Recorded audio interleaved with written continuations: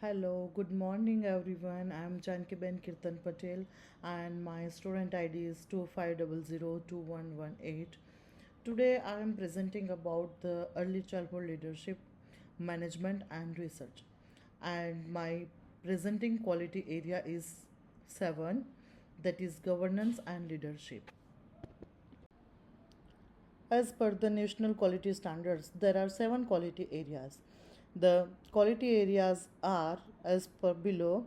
That first one is educational program and practice. The second one is children's health and safety. The third one is the physical environment. Fourth is staffing arrangements. Fifth is the relationships with children. And the sixth one is the collaborative partnerships with families and communities. And the last and seventh one is the governance and the leadership. In these slides, I am talking about the overview of Quality Area 7. There are two essential standards that are part of Quality Area 7. Standard 7.1 is about governance, the systems, policies, and the procedures that facilitate service functioning effectively. The Standard 7.2 refers to leadership, such as educational leadership, professional learning, and influencing a positive culture in an organization. The images talk about good governance for children. It includes 7 different topics. A strong feature of Quality Area 7 is that leadership is not only considered as an administrative role, rather, it links leadership to pedagogy, professional development for educators, reflective practice, and quality results for children. This is crucial since good early childhood provision is based not only on written policies but also upon the ways in which leaders establish conditions where teachers can work together and confidently. Australian research from the past few years also indicates that the quality of processes within the ECEC settings are linked to interactions between educators and children, classroom organization, and support for learning, and consequently, leadership is able to influence the learning of children indirectly through the quality of educator child interactions, classroom management, and educator support of learning. This slide is talk about the rationale of the selection of quality area 7. Why I choose quality area 7 for presentation. Leadership was chosen as the quality areas because leadership impact upon every other aspect of the national quality standards.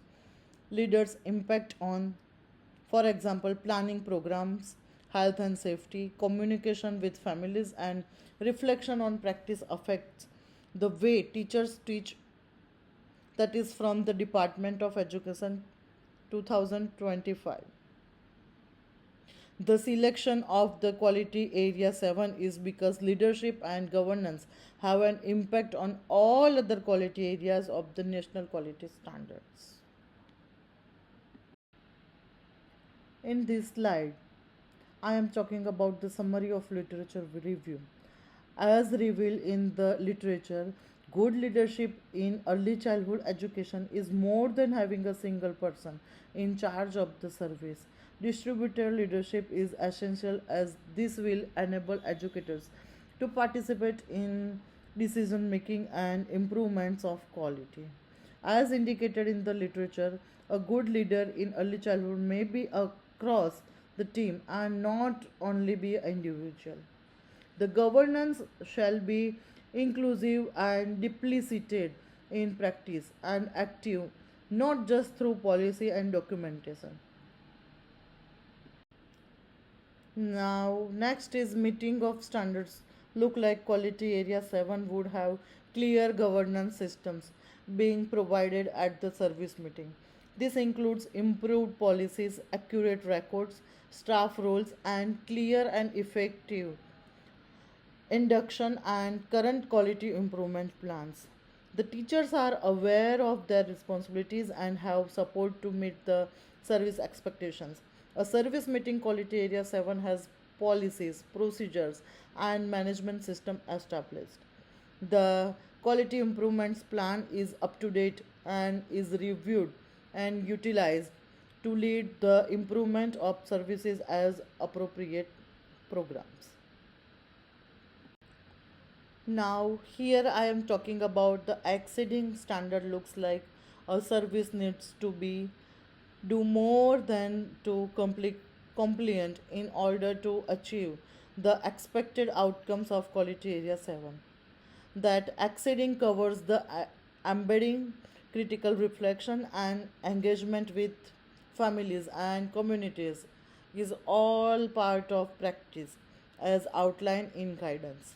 That going beyond the quality area 7 is about leadership and governance in practice and is not just reflected in a written document. Teachers critically reflect as a team and utilize reflection to enhance practice. And it will be a reflection for the what we can do next. That's it. Now, families and communities member are also involved in the decision making and quality improve process in meaningful ways, and it is the purposeful. The next highlighted point is example of a practice. The following is an example of quality area 7 being applied. The problem is not seen as a teacher's problem. The leader rather develops a process of reflection in which the team reflects on practice, employs evidence, and refine policy. This contributes to governance as the policy is reviewed. If it is noticed that children's emotions are being responded to inconsistently, teachers may wish to review their behavior guidance policy within an early childhood center. The educational leader may convene a team meeting to reflect on the issue and determine ways of the enhancing this function. And this meeting will be a private and trustworthy. They can review latest research, family expectations, and children's individual needs and service philosophy. The policy can be refreshed and consider strategies can be implemented and then piloted in a room.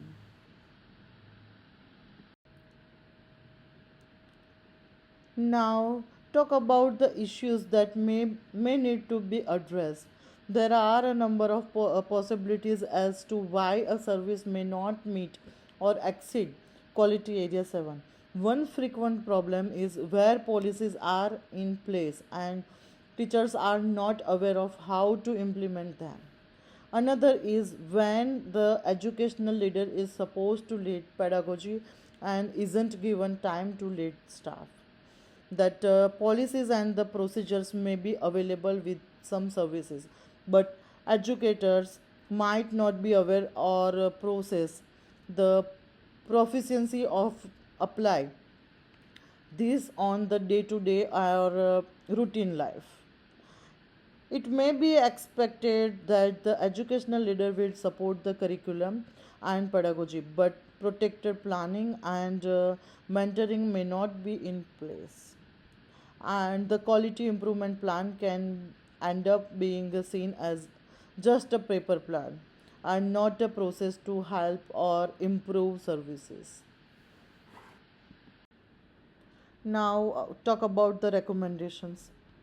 Using the literature, services should ensure that there is a distributed leadership and educator involvement in decision making to further enhance quality area 7. That improved time and professional development should be provided to support the role of educational leaders. The services must have a distributed leadership structure that enable educators to be at the center of decision making and to reflect and improve the quality of services together.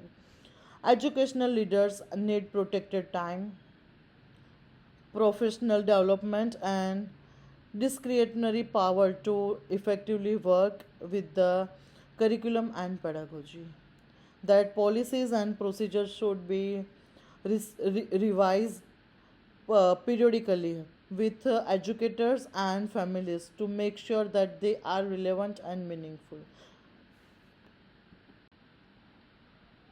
In the conclusion, Quality Area 7 is fundamental as good governance and leadership underpins of overall quality of early childhood education and care service.